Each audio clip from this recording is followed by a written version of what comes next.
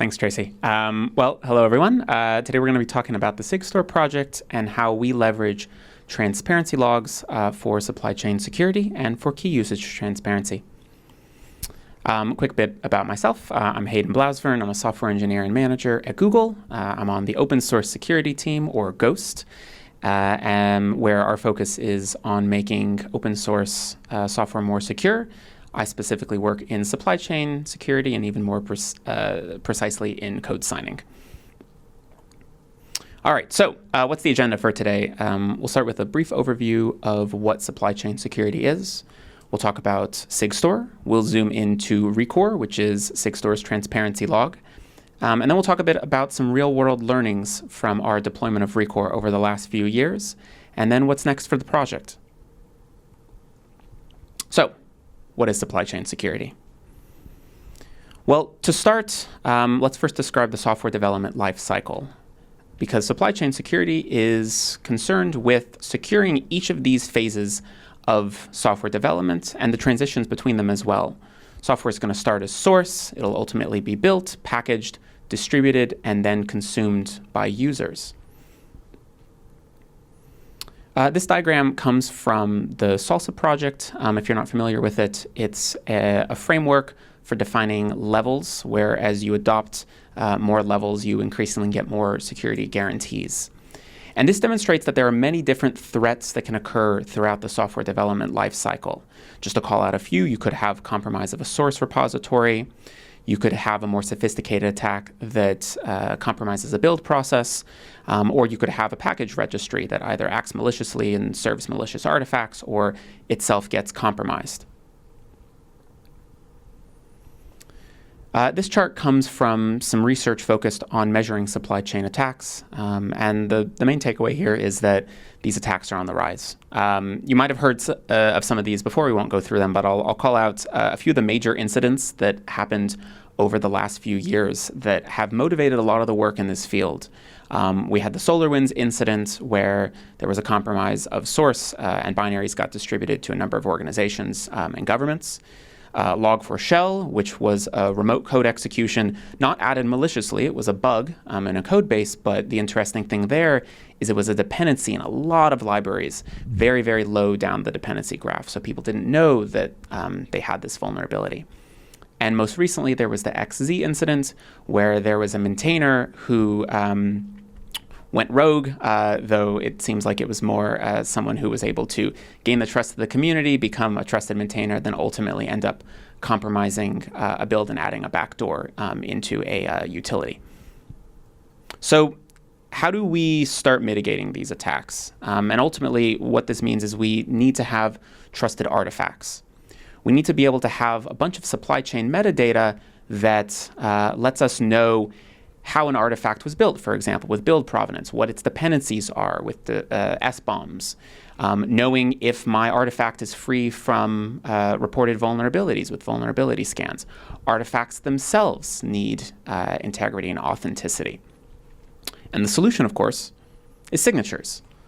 This is obviously the end of the talk. We've solved this problem before. We've generated signatures for many, many, many years, right?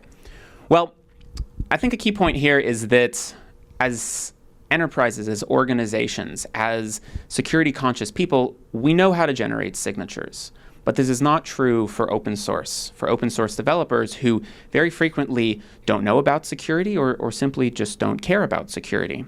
And so what I want to talk about for the next couple slides is some of the problems that we've seen within trying to convince developers and organizations of the importance of generating signatures. The first one of these problems is the problem of key management. And there's roughly three areas that we like to talk about. The first is distribution. This is roughly the identity problem. How do you know who's the right key to verify some given artifact? Within PGP, this is solved with something like Web of Trust. Next is the storage problem. How do I securely store my key? Do I put it on a flash drive? How do I secure that flash drive? I hope I remember my password for that flash drive that I entered a year ago. What about if I need to have other people signing these artifacts as well? Now I have a key in a shared environment. I'm going to need access control as well. Inevitably, the key gets compromised. Maybe the private key material leaks online because you accidentally included a private key in a source repository. This happens very commonly. Maybe you've simply lost track of your key. So it's not directly a compromise, but you no longer can use your key.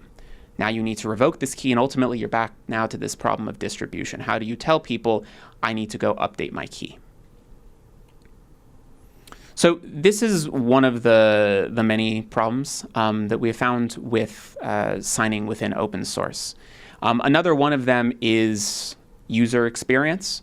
If you've used PGP before, again, we're a room full of security-minded individuals. We can probably learn how to use these tools, but many developers just don't know how to use them. It's not an easy experience.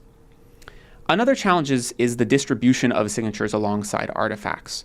And for that, we look to package registries to be able to do this. Maven Central is a great example of a registry that's had support for signatures for many, many years with PGP signatures.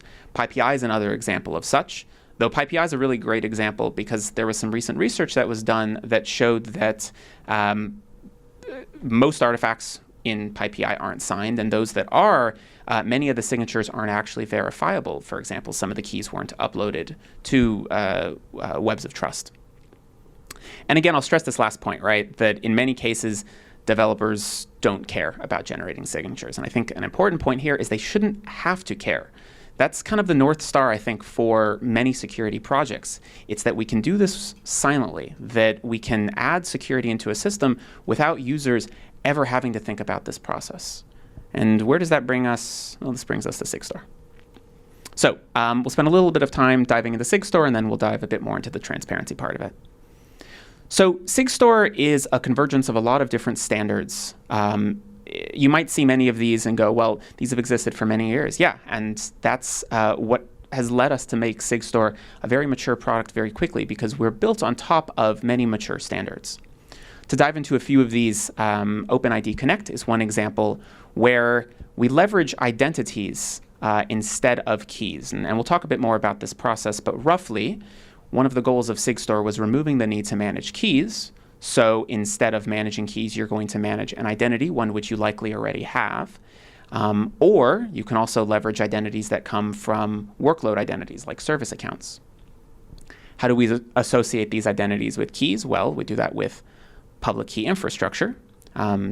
We issue certificates that bind these identities to keys. We leverage projects like the update framework to handle the distribution of trusted key material. So we have certificate authorities, we have transparency logs. In order to distribute the roots of trust, we're using this framework, which is responsible for secure software updates. And of course, we'll talk a lot more about how we're leveraging transparency logs as well. I think an important note here too is that this architecture is modular. You don't have to adopt everything to be able to sign with Sigstore.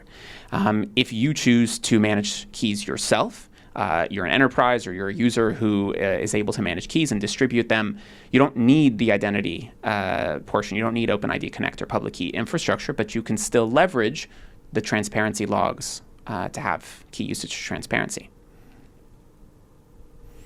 Just looking at how Sigstore fits into the software development lifecycle, I mentioned that Sigstore can be used to sign software supply chain metadata. So it sits at this bottom layer here, the trust foundation, used to sign software attestations. Ultimately, that's going to get aggregated and become a part of policy decisions about whether or not to trust an artifact. So this is a comprehensive overview of the Sigstore project. I'll have some diagrams in a second where we'll dive a bit more into the technical details. But to mention a few names here, our transparency log is called Recor. We have a code signing CA we call Folcio. And then we have a number of SDKs and clients. The most common client is Cosign. And then we have SDKs in a number of languages. We have some folks in the room as well who help maintain some of these. On the infrastructure side, we operate what we call the public good instance of Sigstore. We have a free-to-use, publicly available certificate authority, Folcio, and our transparency log Recor, which anybody can use. One thing that's very unique about this is we have a multi-vendor on-call rotation that's responsible for keeping these services up. We have a 24/7 on-call rotation. We actually declared that these were productionized and available for general usage back in October 2022. If you want to deploy your own instance of Sigstore, we've published the Helm charts and the Terraform configuration that we use to deploy the public instance. All of this, by the way, is open source, the transparency log, the CA, and all of the clients as well. On the community side of things, one thing to mention is that the Sigstore project is a project under the OpenSSF. If you're not familiar with this organization, this is a foundation under the Linux Foundation. So we have a very diverse community of contributions from a number of organizations and academic groups as well. All right, let's dive into the technical details. So starting on the left side of this diagram, you're an artifact owner. You want to start signing. The easiest way to jump right in is using the cosign client. The cosign client is the glue. It's going to be responsible for, one, doing the OpenID connect dance to generate an identity token, and then also generating an ephemeral key. So it's going to generate a signing key that's going to only be used once and then thrown away. At this point, you'll take the identity token and the public key. Cosign will send it to our certificate authority, which will then verify the identity token and then issue a code signing certificate binding that identity and that ephemeral public key. The certificate authority also has a certificate transparency log that it writes to so that you can audit issuance of these certificates to know that if the certificate authority goes rogue or if your identity was compromised and used to get one of these identity certificates. At this point, you now have a ephemeral key and a certificate. You'll use that ephemeral key to sign an artifact and then throw that key away. Now, I'll mention one part of the flexibility of Sigstore is that you don't have to do this top portion if you already manage your own keys. You can also use your key at this point and sign an artifact. Once you've signed it, you're now going to send your artifact, your signature, and the certificate, or a key, but for most of these diagrams, I'll mostly just talk about certificates. You'll send the signed artifact and the certificate to Recor, our key usage transparency log, or our identity usage transparency log. And then you'll get back the cryptographic inclusion proof. For both the Recor log and the certificate transparency log, you can have witnesses that are monitoring these logs for split view attacks and also identity monitors. We have a utility called Recor Monitor, which can monitor the logs for identities. Now, back on the artifact owner side of things, you now have your signed artifact, you have your certificate, you have your proof. You can now go and distribute it. If you have a registry that supports including these, you can do so. And that takes us briefly to touch on Sigstore adoption. Our focus, again, has been on making signing simpler for open source developers. And package registries are very key for open source developers and open source ecosystems. So a lot of our focus has been on driving adoption of Sigstore and signed supply chain metadata within these ecosystems. And we've partnered with the communities and a lot of organizations who help run these various package registries over the last few years. Just to touch on a few of these, NPM and GitHub Actions have added support for Sigstore signed Salsa build provenance. Maven Central recently announced support for adding Sigstore signatures alongside PGP signatures. I won't spoil anything about PyPI yet. Come to the talk tomorrow to hear a bit more about that adoption. And we're actively working with a few other communities as well. Ruby Gems has now started looking into signing and verification. Homebrew is actually leveraging the GitHub Actions support for its support for Sigstore signed salsa provenance. And then just recently, there was an RFC published for the Basel Central Registry as well. All right, so for the rest of this presentation, we will dive into our transparency log, into Recor. So again, this is the part that we're talking about, which is the record of a signature event.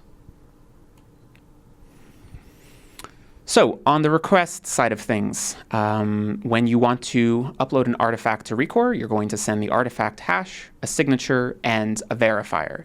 There's a lot of flexibility here around verifiers. Again, for most of this, I'll talk about certificates. You can also use a public key. You can use a PGP key as well. You could use an SSH public key. There's actually a number of other verifiers as well I didn't mention. This abstraction is roughly what we call a record type. So this one is specifically the hashed record type. We have a lot of different types that we support. So one of the motivations with this was, as a client, I might not want to implement the logic to extract the artifact hash and the signature and the certificate or key. So a great example is the Java ecosystem. Jars bundle all of this together. So you as a client could choose to extract all of this yourself, or you could also upload a jar to Rekor, and server-side, it will extract all of this out for you. And there's a number of other packages that are also supported by Rekor. On the response side of things, we will send back an inclusion proof and a checkpoint, along with a signed entry timestamp. And this is one of these places where, when Rekor was created, we took a lot of inspiration from CT. So you might see this looks a lot like an SCT. It's signed over the log index, log ID, the body, and a timestamp. And I want to mention two of those. One thing that's unique is we are signed over the log index, meaning we've already included the entry in the log by the time we return a response. And the timestamp is the other interesting bit. So the certificates that are issued are short-lived. And if you want to verify a short-lived certificate, you also need a timestamp to be able to verify proof of possession of a private key at a given point. So you can use these signed entry timestamps to be able to verify these short-lived certificates. You can also use a timestamp from a timestamp authority that implements RFC 3161, which is a bit more commonly in code signing.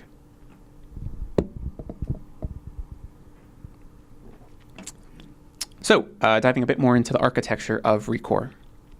We use Trillion as our log backends. So when we go to upload an entry, we're going to send it to the Trillion log server, which will send the unsequenced entry to a database.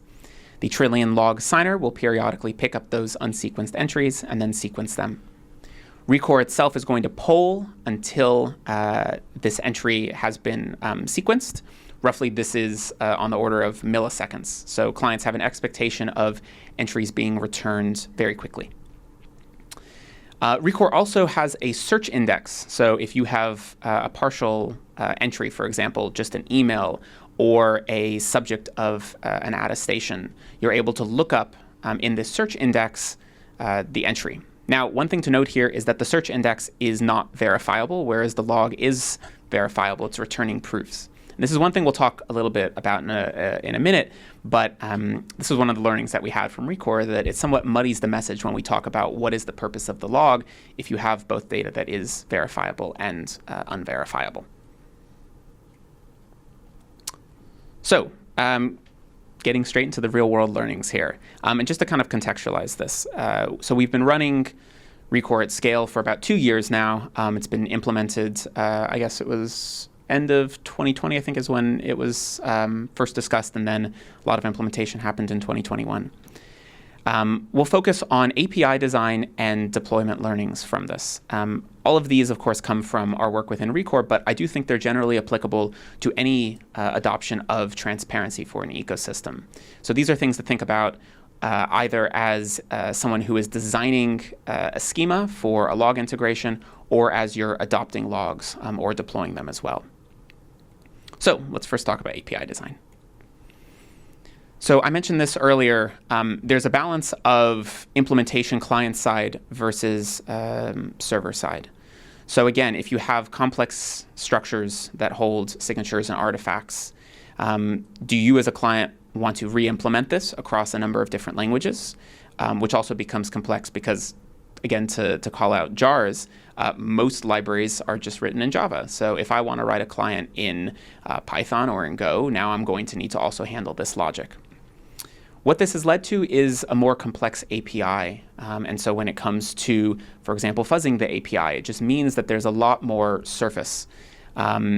We've also learned a lot over time around what are the core use cases for Rekor. Most of the clients have implemented support just for two types, these hashed Rekor types, and also attestations.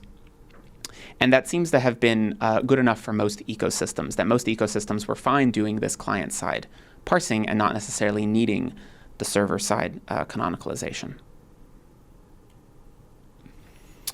So I mentioned this very briefly, but the Rekor log right now serves a couple purposes. One, of course, is that it provides discoverability of claims, right? And it returns proofs committing to this. We also are effectively a timestamp authority. We also are a search index. And I didn't mention this. We also can store attestations, though we have since removed some of this capability. More accurately, it's supported for certain types, but not newer attestation types. The first one of these is cryptographically provable. The last three of these require some trust in the log. And so when you're describing the purpose of a transparency log, especially to someone who isn't familiar with this space, it somewhat muddies the message when we say, well, this part is verifiable. These other parts, while they're cryptographically signed, you're ultimately still trusting the log to tell you what is the right index given this search result, right? What is the right provenance given this query for an attestation? So one of the learnings here is it's very important to separate out what is the core duty of the log from some of these other systems. This also helps on the log deployment side as well.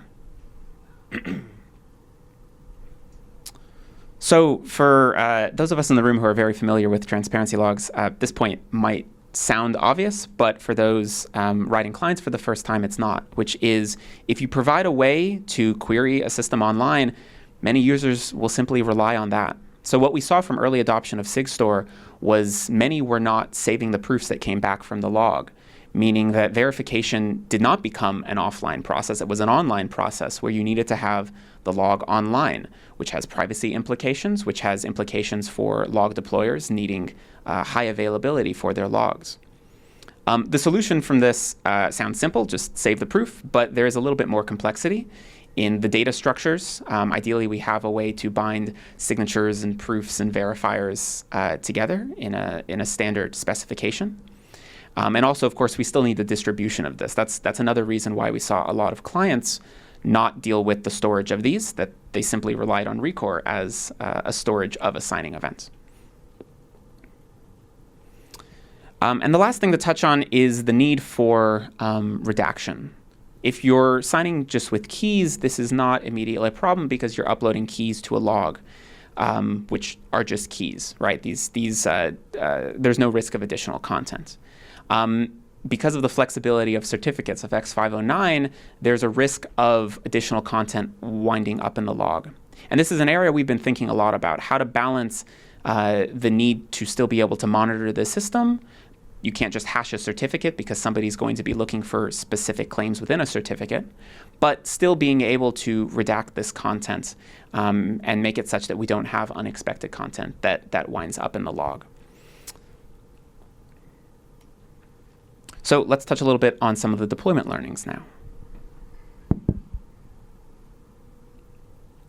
So we've heard a lot about the cost, and particularly around some of the benefits of systems like Tessera that are going to drive down cost. And there's a lot of dimensions here to cost, right?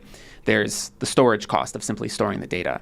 There's the deployment cost, a lot of services. There's also network egress as well as something to account for.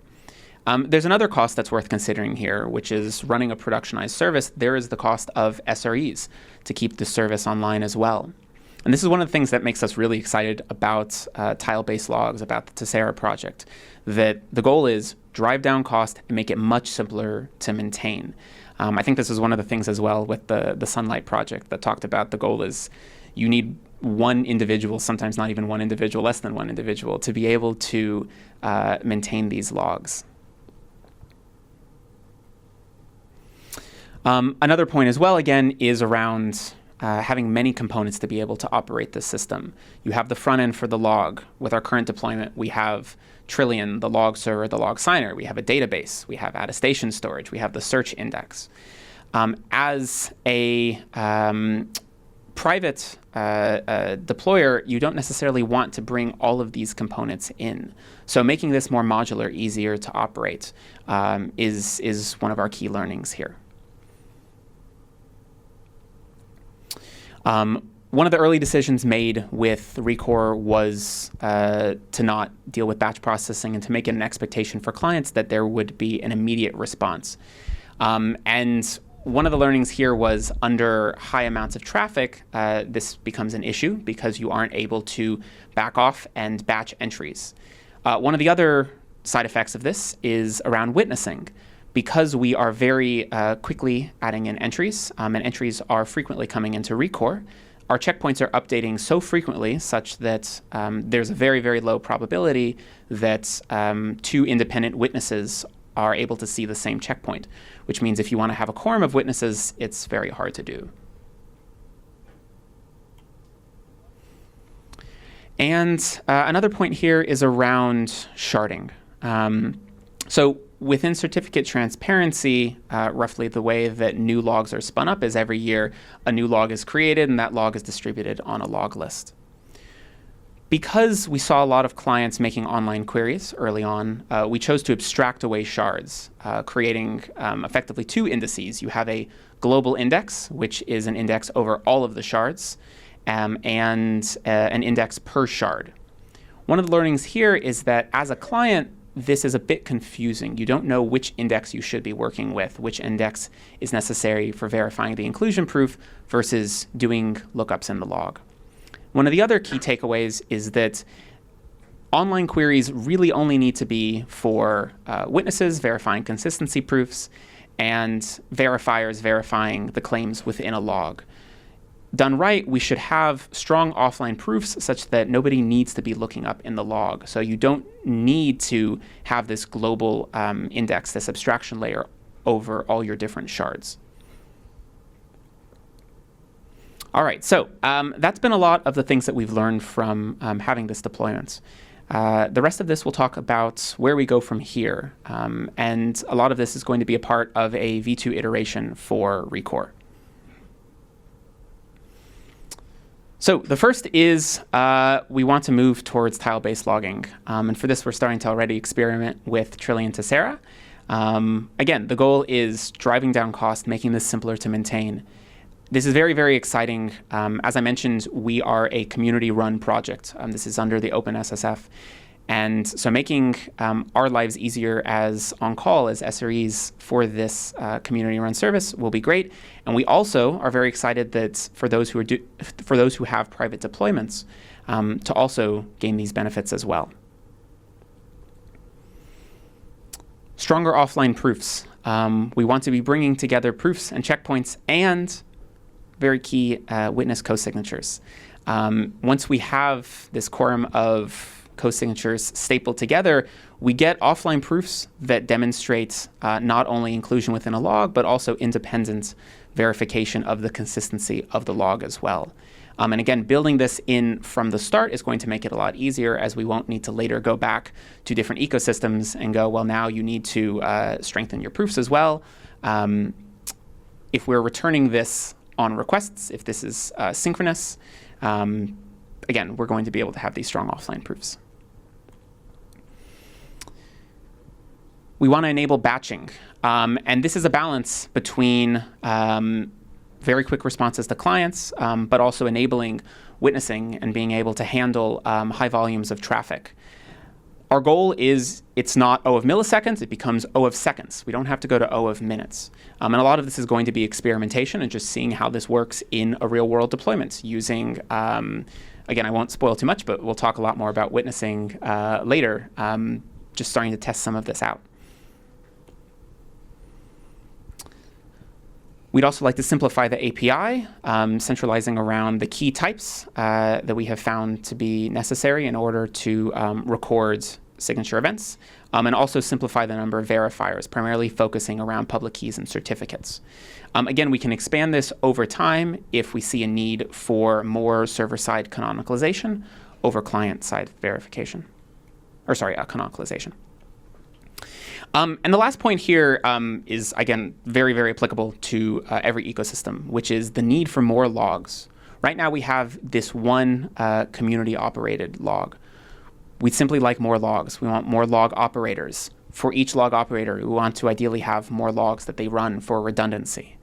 One of the other areas we'd like to explore is logs sharded not only temporally, but also by domain. This has a lot of benefit from the monitoring side of things. Right now, let's say that you're a developer for PipePI, you're recording your events, but as you're monitoring, you're also getting events that are coming from the NPM ecosystem or from the RubyGems ecosystem. If we have sharding by domain, it's going to make it a lot easier for monitors. Alrighty. That has been an overview of how we use transparency logs and the learnings that we've had. I'll quickly plug SigStoreCon. So we're actually going to have a co-located event focused on not only Sigstore, but other supply chain projects like Salsa, SBOM, Tough in Toto. This will be co-located with KubeCon in November. If you're interested in coming or learning more about the events, you can scan the QR code or feel free to ping me if you're interested in hearing more.